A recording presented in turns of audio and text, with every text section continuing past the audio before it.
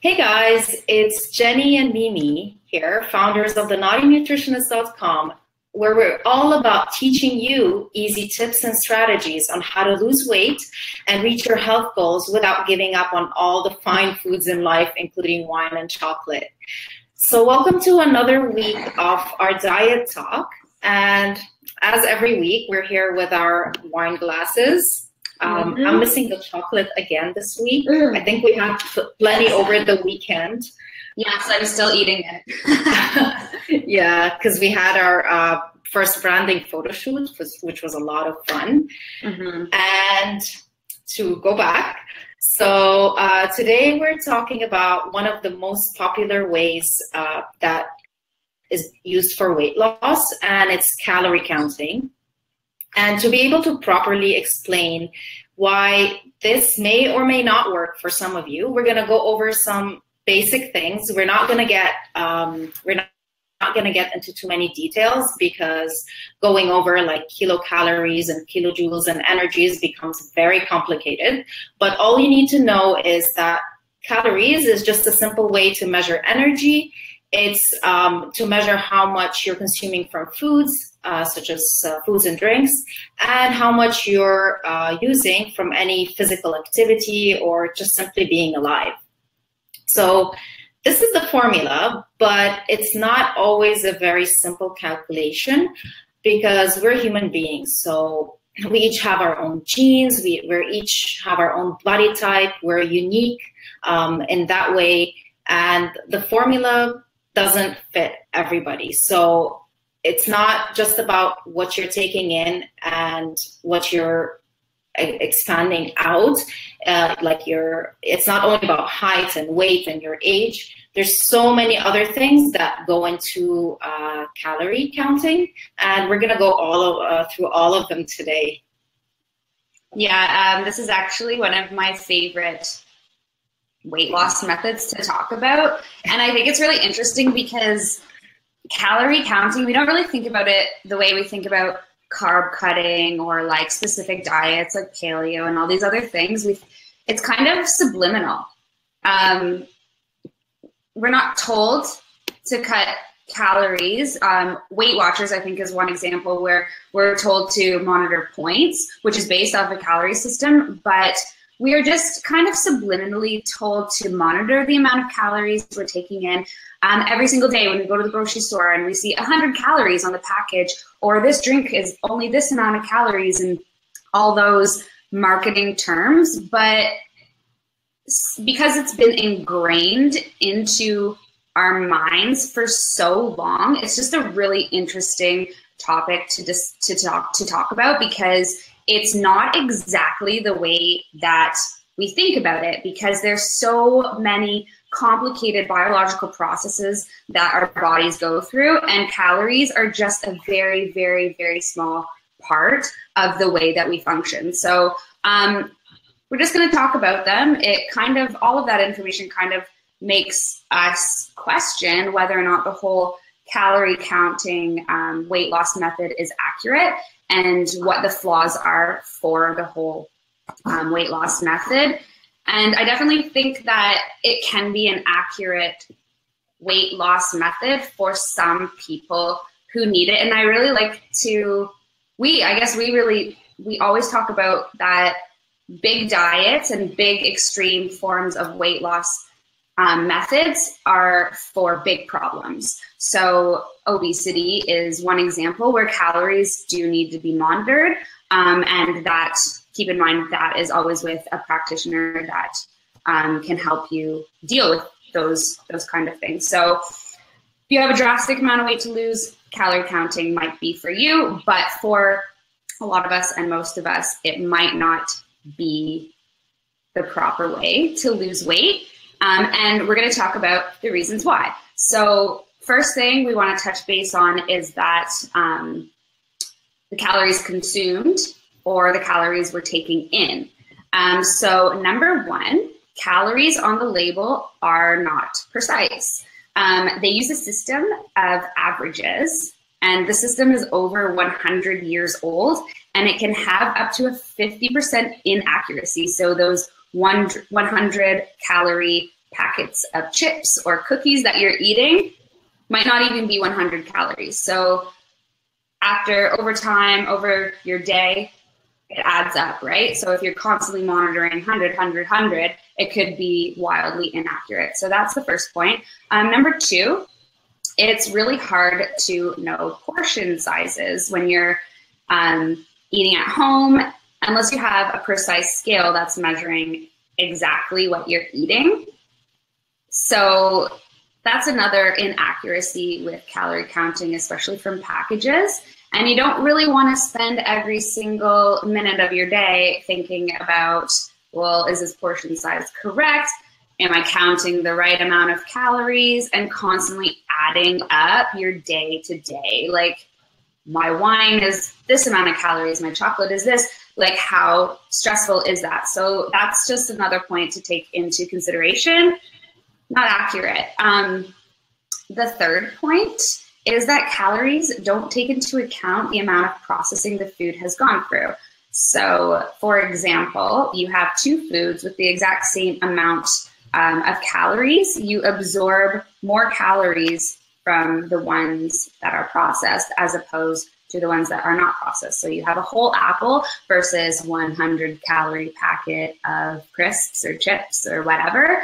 You're going to burn off the calories from that whole apple a lot quicker than the chips or the processed food, because there's a lot of things in that food that kind of lingers and gets stuck in the body. So those are two, that's my favorite way to compare or consider why to not count calories. Like, I think we probably stopped counting calories around the time school just started, because that was one of the first things that we learned, is that calories are wildly inaccurate way to lose weight. So yeah, you never think, it was always like I'm consuming calories, instead of how quickly can I burn off these calories.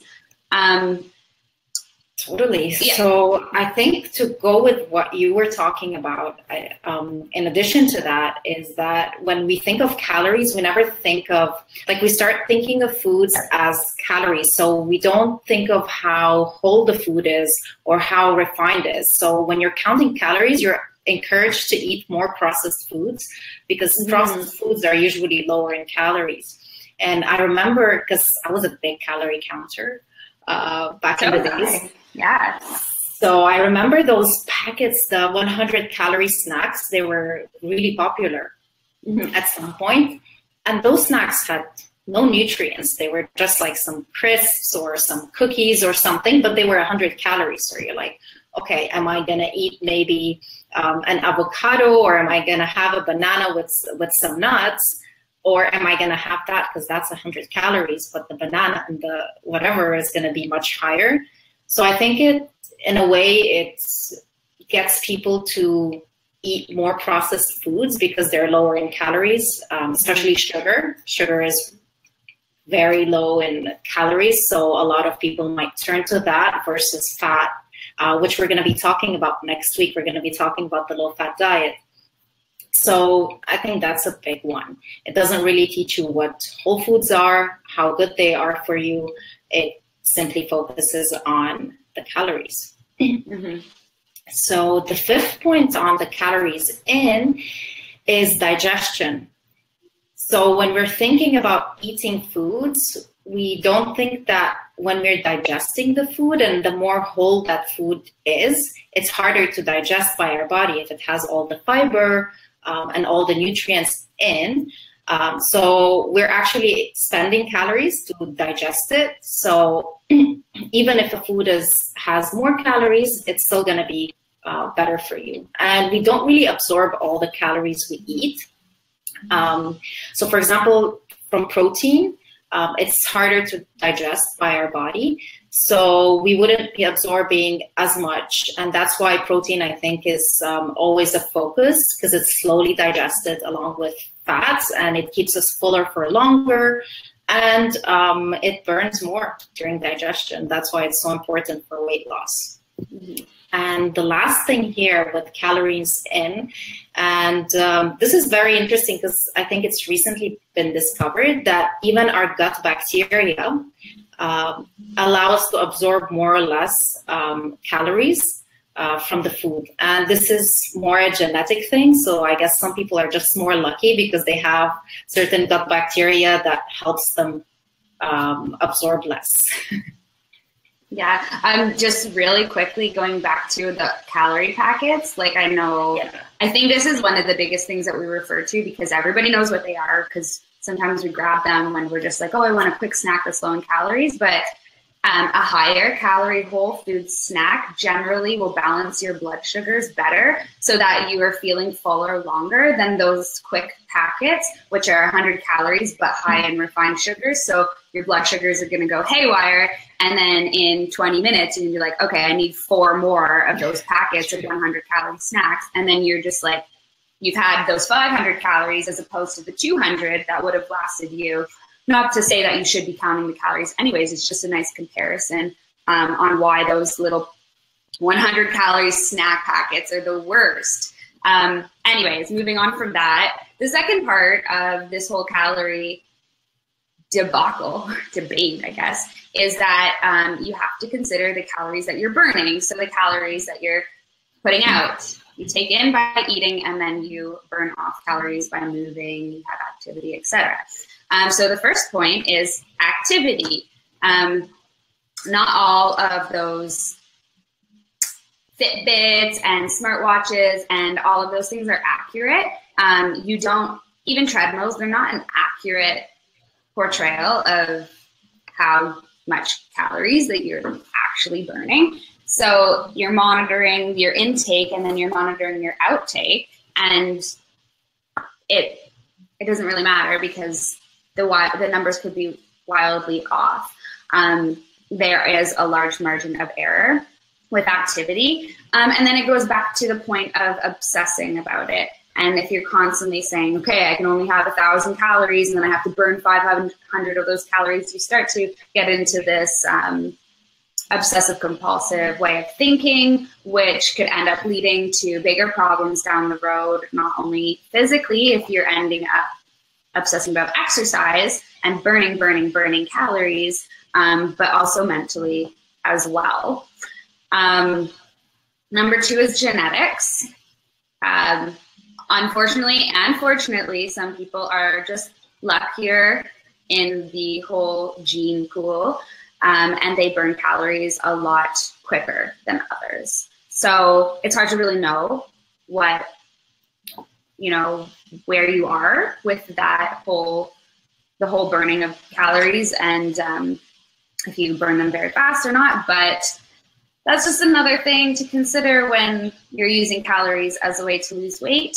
And this is a cool point that I didn't know about until recently, but weather. Yeah. So for us Canadians, it's really awesome because we have something that's called brown fat.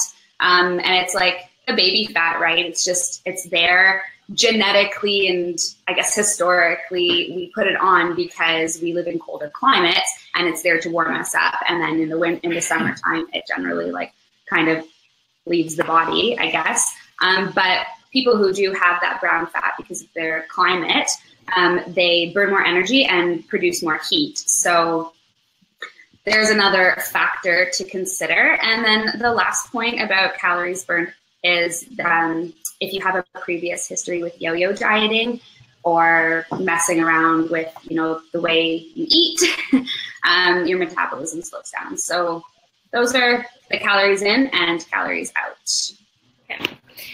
So there's a few other things, random things before that I was going to say for the weather one, the cold. That was my one thing that motivated me to go out in the cold. I'm like, okay, I'm going to get more brown fat by being in the cold weather. So speaking of, because it's September and I know it's going to cool off really soon. So maybe we can get excited about that. Yeah. So a few other things that can affect the way your body is specifically burning calories is muscle mass. So we all know people that have more muscle, they're able, because muscle burn more energy, they need more energy. So you generally burn more calories. That's why exercise is really important as part of your lifestyle overall. Sleep also affects it. So if you don't get enough sleep, and if you're very stressed, so sleep, stress, they're always sort of connected, you might be burning less calories than if you were getting enough sleep. In addition, I think you would tend to eat more if you haven't slept well. You have more cravings and all of that. And some other factors as well are hormones, and those can be specific to people, and you may or may not know about them. But so if you have an issue, for example, with your thyroid, that might be either slowing you down or allowing you to burn more calories. And even for us women, like during PMS, or that during your cycle, generally, you can be burning more or less energy. So you're not burning the same every day as well. Yeah. So I think all in all, with calorie counting, and Jenny, you mentioned this, it's time consuming. You probably have to buy scales to get it really accurately. You're going to be using apps. And personally, I found it was a good start for me. I'm never going to say that it wasn't when I started, but I feel the constant stress of having to log in things if you're out, or even if you're at home, to constantly be on your phone and trying to measure and all of that is really time consuming and stressful. And at the end, it's probably not even as accurate as you want it to be. Yeah, definitely. But good news is that there are some things that you can do instead of calorie counting. And I think the biggest switch that's very similar kind of in a way, but not as kind of restrictive, is portion size. So just make sure that you're not going crazy on your portion sizes, because when you overconsume, that leads to a lot of problems. Just quickly, I like to suggest half a plate of veggies for most meals, a quarter for protein, a quarter for carbs, and then a thumb or two of healthy fats. It's pretty simple. We can put up a link to a good portion resource for you guys from Precision Nutrition. And yeah, focus on quality of foods, whole foods, always the way to go, because you're going to be burning those a lot more efficiently than processed and prepackaged foods, as always. And really good, high quality foods.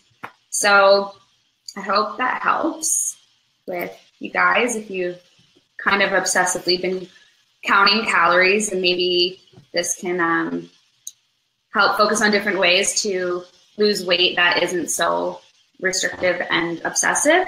And if you want to learn more about our naughty secrets, you can always download our 10 naughty secrets to never diet again. The link will be up above and below the video. So we hope you guys have a wonderful evening and enjoy the weather while it's still awesome. All right. Bye-bye. Bye. Cheers. Cheers.